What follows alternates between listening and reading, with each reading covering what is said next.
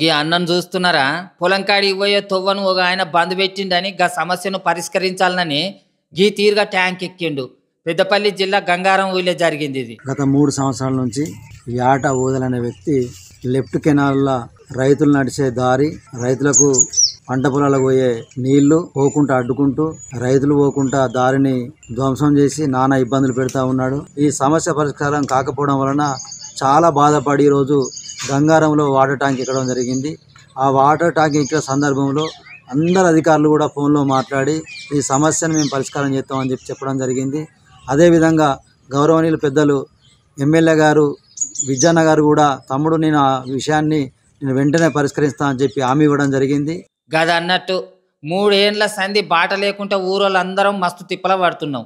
ఇక ఈ ముచ్చట గురించి పెద్ద మనుషులకు ఆఫీసర్లకు ఎంత చెప్పినా ఫాయిదా లేకుండా అయిపోయింది. తొవ్వ పంచాయతీలు అయినప్పుడల్లా తప్పు నాదే, తొవ్వ ఇత్తా అని అంటున్నాడట, అటెనకల మళ్ళా పొలం నాటేసుకుంటున్నాడట. గందుకే ఇక ఏం చేయాలనో అర్థం కాక పురుగుల మందు డబ్బా పట్టుకొని గిత సూసైడ్ ప్లాన్ చేసిండు గీ అన్న. ఇక రెవెన్యూ ఆఫీసర్లు ఎమ్మెల్యే ఇచ్చిన హామీతోని ఆత్మహత్యను విరమించుకుంటున్నాడు. అయినా చేన్ల కాడ ఒకల పొలంలోకి వెళ్ళి ఇంకొకరు నడవకుండా నడవది. అయినా కూడా కొందరు తొవ్వియనని జిజ్జు పట్టు పడుతుంటారు, గిత్తనే పంచాదులు పెట్టుకుంటారు. గిట్లుంటాయి చూడేరి ఊళ్ళల్లో తొవ్వల పంచాదులు.